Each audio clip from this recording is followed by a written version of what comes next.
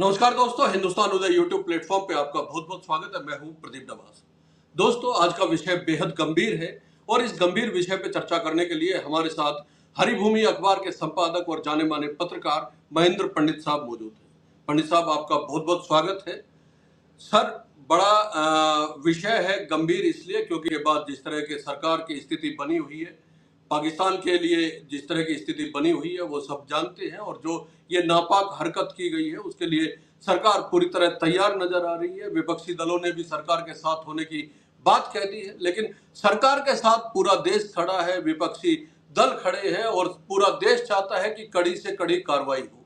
इसी बीच में कुछ ऐसे बयान सामने आ जाते हैं जो सरकार के मंत्री ही दे देते हैं, जिससे कहीं ना कहीं एक अविश्वास की स्थिति उत्पन्न हो जाती है। ऐसा लगता है कि शायद सरकार के मंत्री कहना कुछ और चाहते हैं और मुंह से कुछ और निकल जाती है, या फिर उनके मन में जो बात है वो जुबान से निकल जाती है। जाने क्या है ये मामला है, इसको आप समझाएंगे। पहले तो केंद्रीय मंत्री जो है निशिकांत दुबे, उनकी ओर से एक बयान दिया गया। वो कह रहे हैं कि आजकल कलमा सीख रहा हूं।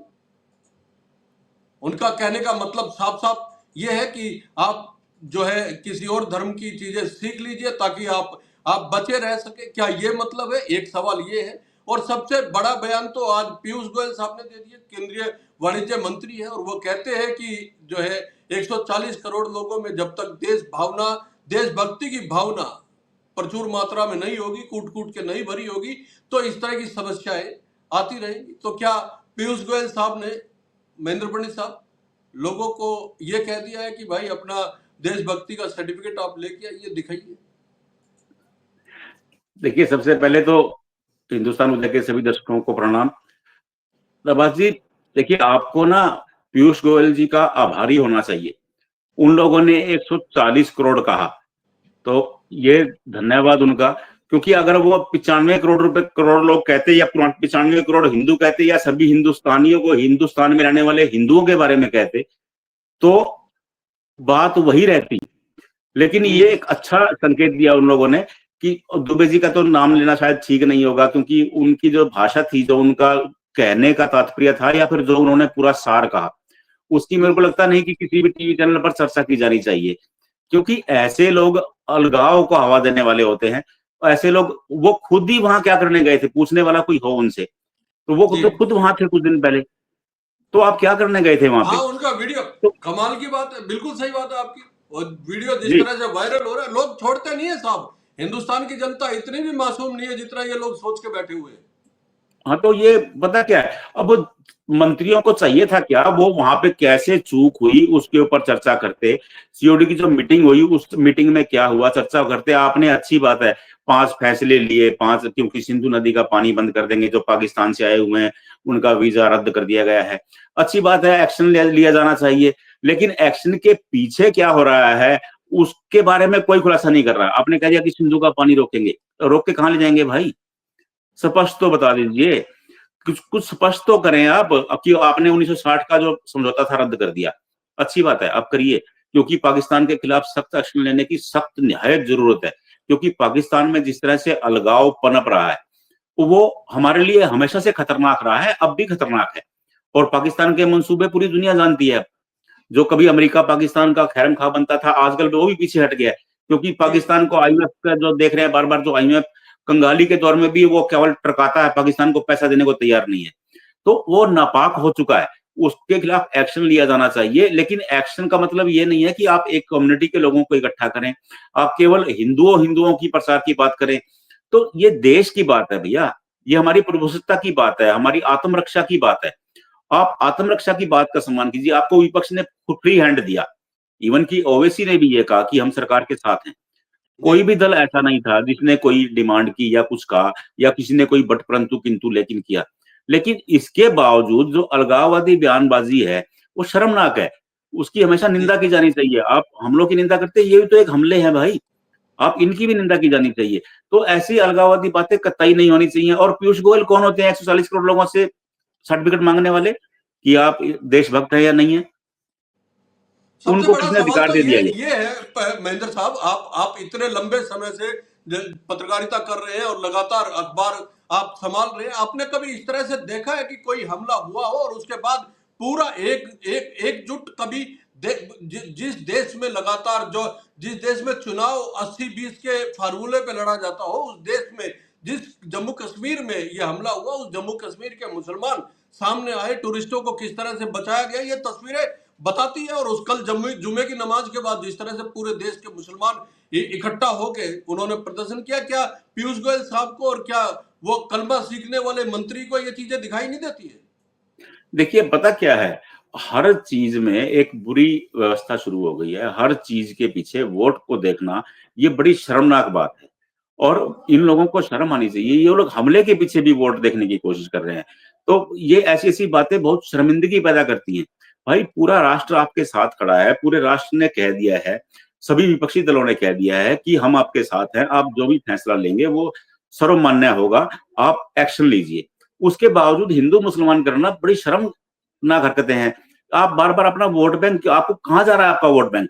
और अभी तो सिर पे चुनाव भी नहीं है, आप 24 आवर चुनाव के मूड में है कि भैया हिंदू मुसलमान करके रखो।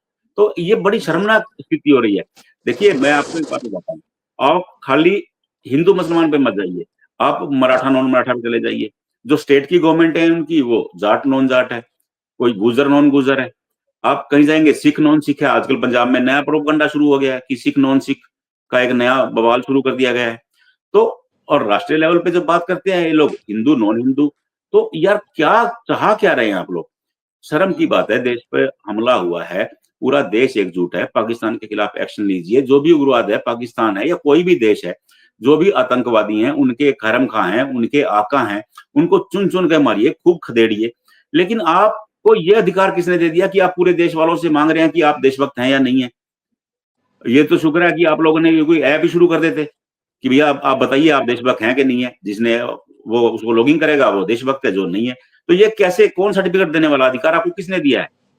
भैया इस देश नहीं, में रहने होना वाला हर होना आदमी तो देखो। ये होना तो ये चाहिए था कि लगातार देश के सामने सरकार की ओर से प्रेस कॉन्फ्रेंस की जाती, बताया जाता कि क्या एक्शन लिया जा रहा है, और जिन लोगों ने ये वारदात की है, जो जो ये घटिया काम किया है, उन लोगों के खिलाफ एक्शन लिया जा रहा है, उनकी सर्च ऑपरेशन चल रहे हैं, उनके खिलाफ क्या क्या कार्रवाई अब तक हो चुकी है, कहाँ जो है एजेंसियां फेल हुई है, वो सारी चीजें बताई जानी चाहिए थी। लेकिन यहाँ तो विदेश दौरा रद्द करके पाकिस्तान भारत में तो पहुंच गए नरेंद्र मोदी साहब, लेकिन भारत में पहुंचने के बावजूद वो मीटिंग में शामिल नहीं होते।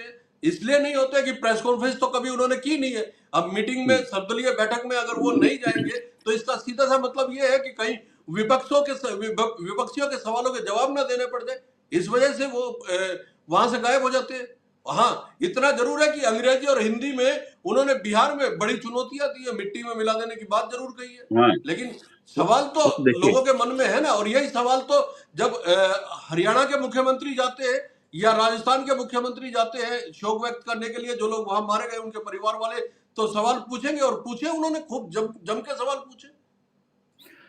देखिए नवाज जी, मैं अभी आपको कह रहा था, ये जो 24 आवर इलेक्शन मोड है ना, ये बड़ा खतरनाक है। जी प्रधानमंत्री जी के पास समय नहीं था विपक्षी दलों की मीटिंग के लिए, राजनाथ सिंह ने जी अध्यक्षता की, लेकिन प्रधानमंत्री जी के पास ये समय था कि आप बिहार में जाकर के वोट मांग रहे हैं, आप बिहार में सार्वजनिक रैली में चुनौती देने की कोशिश कर रहे हैं।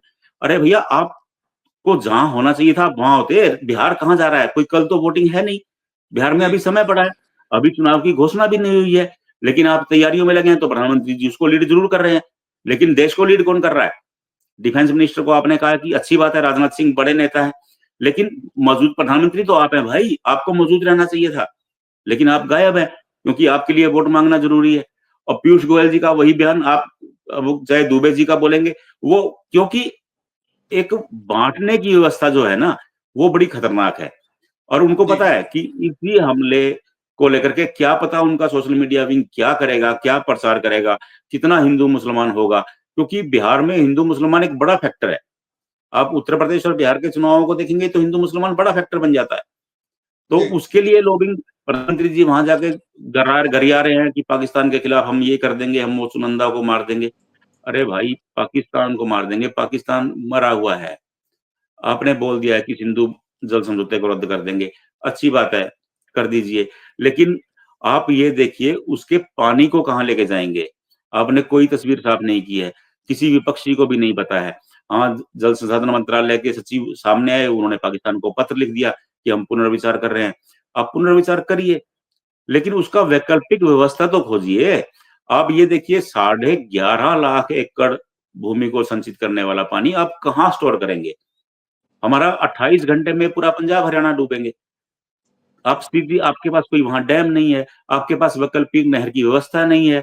अब क्योंकि देखिए यही ये बात ये जायज, बिल्कुल जायज बात करें, और इसको थोड़ा सा विस्तार से बताइएगा कि किस तरीके से भारत एक्शन ले कि पाकिस्तान की कमर टूट जाए। और इसमें ये सिंधु जल समझौता जो है सस्पेंड करने की बात तो है ही, लेकिन ये सवाल भी तो साथ के साथ उठ रहे हैं कि सरकार ने ये फैसला तो ले लिया कि पानी को लेके कहा जाएगा 20 साल तक। आज शंकराचार्य अभिमुक्तेश्वरानंद ने भी इस पे लेके सवाल उठा दिए। उनका कहना है कि आप फैसले तो ले रहे हैं आप, लेकिन इसको इंप्लीमेंट कैसे करेंगे ये भी तो देश के लोगों को बताओ ना। ये धोखे, हाँ, ये कोई कोरोना तो है नहीं कि ताली थाली बजाया और गायब हो गया। तो मैं वही कह रहा हूँ आपको, क्योंकि देखिए सिंधु जल समझौता आप निरस्त करने की या स्थगित करने की बात कर रहे हैं। देखिए नंबर एक तो सरकार ने स्थगित करने की बात की है, निरस्त करने की बात नहीं की है।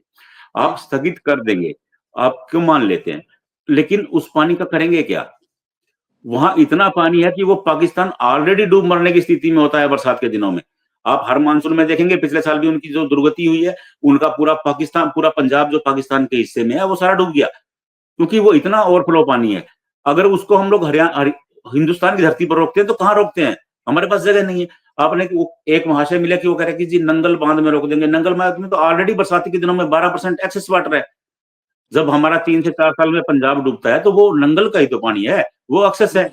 जब ओवरफ्लो होगा पानी पंजाब में छूट जाएगा। तो उन परिस्थितियों के उसके बारे में कोई चर्चा करने को तैयार नहीं है। कोई कुछ ये बता नहीं रहा है कि पानी कहाँ रोका जाएगा, उसके लिए आपने क्या व्यवस्था की है, क्या वैकल्पिक नदियां बनाई हैं, क्या डैम बनाया है, वो कुछ नहीं।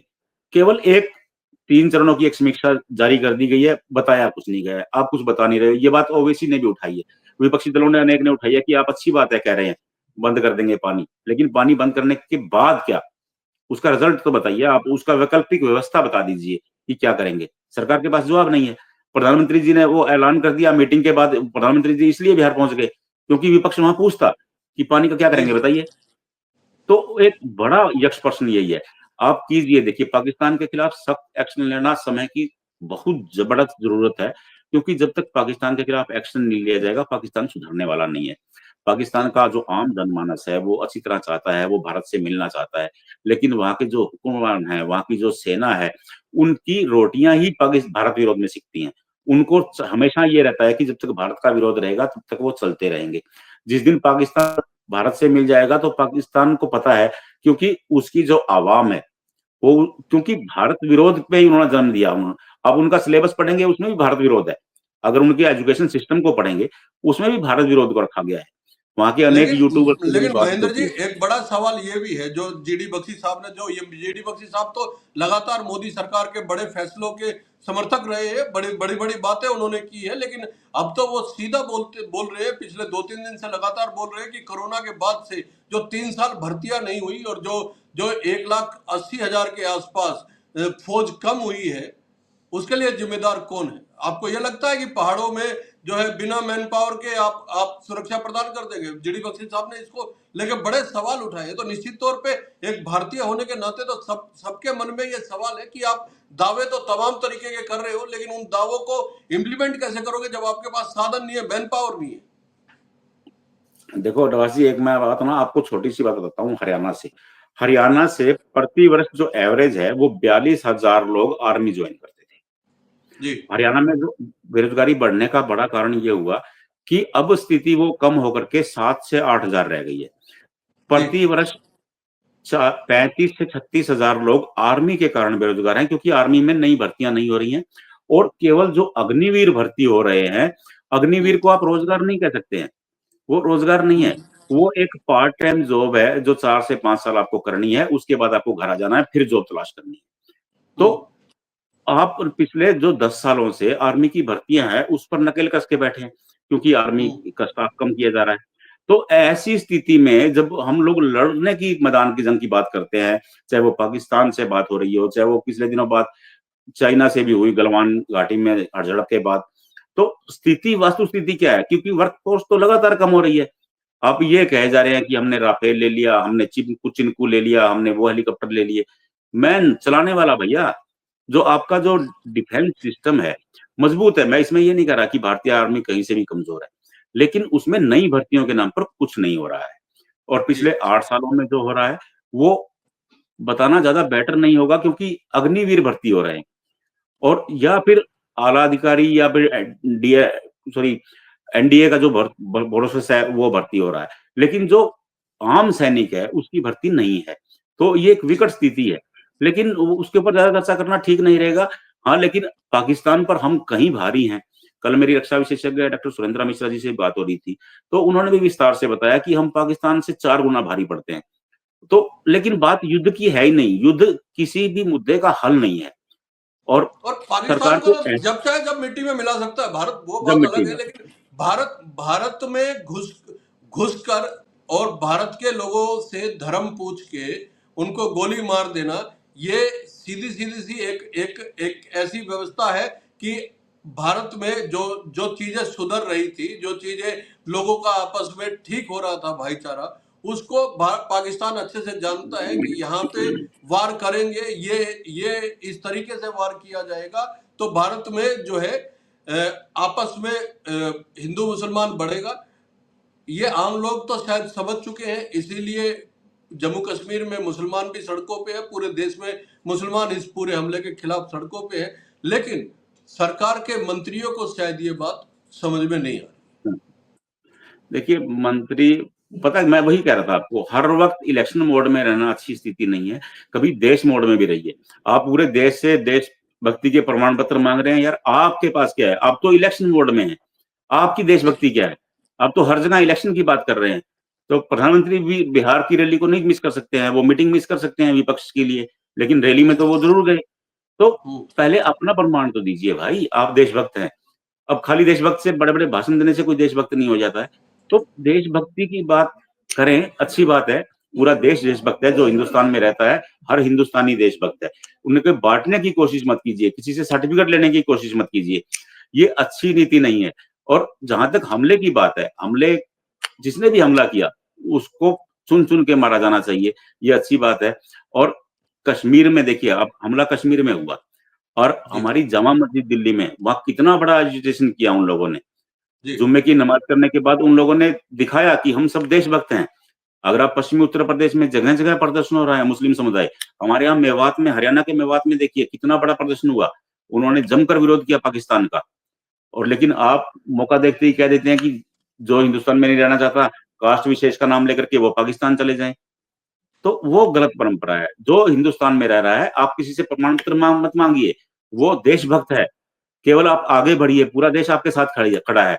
लेकिन आप ये कलमा पढ़ने वाली या कलमा सीखने वाली बातें मत कीजिए, इससे देश बांटने की कोशिश हो रही है। देश को बांटने की कोशिश मत करें। जिसने भी हमला किया है उसे नस्ता नबूद करें, उसे खत्म करें, ताकि वो दोबारा हिम्मत ना कर पाए, जो उनके साथी हैं उनके, उनमें दोबारा ऐसी हिम्मत ही ना हो। तो जो होना था वो हो चुका, लेकिन आगे कैसे किया जाना है उस पर विचार किया जाना चाहिए। और ये तय किया जाना चाहिए कि इतनी सुरक्षा में चूक कैसे हुई। 2000 लोगों के बीच में कोई पुलिसकर्मी नहीं था, कोई इंटेलिजेंस आपके पास जानकारी नहीं थी। और कमाल की बात देखिए, पाकिस्तान के सेना अध्यक्ष मुनीर का 3 दिन पहले स्टेटमेंट आया और जी उनके स्टेटमेंट में कुछ संकेत थे, लेकिन हमारी गुप्तचर एजेंसियों ने क्या किया, क्या सीखा, क्योंकि अब वो गुप्तचर एजेंसियां बता रही हैं कि मुनीर का स्टेटमेंट उनसे मेल खाता है। अब तब तक आप कहाँ थे भाई? हम्म। तब आप क्यों नहीं आपने ध्यान दिया? हाँ, और जब अब चलो जब जो उन्होंने कश्मीर को पाकिस्तान की गले की नस बताई, तो वो मैं नस तो बताया था, उसी समय काटनी चाहिए थी। हाँ, तब आप कहाँ थे? तब आपने नहीं ध्यान दिया। अब आप उनको, उनके वाक्यों को जोड़ रहे हैं हम लोगों के साथ भाई। तो अब जो हो गया, लेकिन आगे से ऐसा ना हो, उसकी व्यवस्था की जानी चाहिए। सरकार को तुरंत सामने आना चाहिए, गृह मंत्री, होम मिनिस्टर तुरंत सामने आए कि भैया हम सुरक्षा के लिए ये कर रहे हैं, अब दोबारा से ऐसा नहीं होगा। तो लेकिन वो नहीं हो रहा है, तो इनके साथी ये कलमा सीखने की बातें कर रहे हैं। तो ये शर्मिंदगी की बातें हैं। आप सर्टिफिकेट मांग रहे हैं देशभक्ति का, तो ये शर्मिंदगी की बातें हैं। और ये ना होकर के जो किया जाना चाहिए उस पर ध्यान दिया जाना चाहिए। जी, जी नवाज जो जी। किया जाना चाहिए उस पर ध्यान दिया जाना चाहिए, बजाय सर्टिफिकेट मांगने के। और आप जो सुरक्षा में चूक हुई है उसकी विवेचना कीजिए, उसकी समीक्षा कीजिए और आगे से ऐसा ना हो यह सुनिश्चित कीजिए। ये महेंद्र पंडित साहब का कहना है। महेंद्र पंडित साहब की टिप्पणी हम अक्सर पढ़ते हैं, अखबार में इनके लेख पढ़ते हैं, और हरिभूमि अखबार के संपादक हैं। जाने माने पत्रकार हैं। दोस्तों, महेंद्र पंडित साहब का ये विश्लेषण आपको कैसा लगा कमेंट करके जरूर बताइएगा और चैनल को लाइक और सब्सक्राइब करना ना भूलें। महेंद्र जी, बहुत बहुत धन्यवाद। नमस्कार दोस्तों।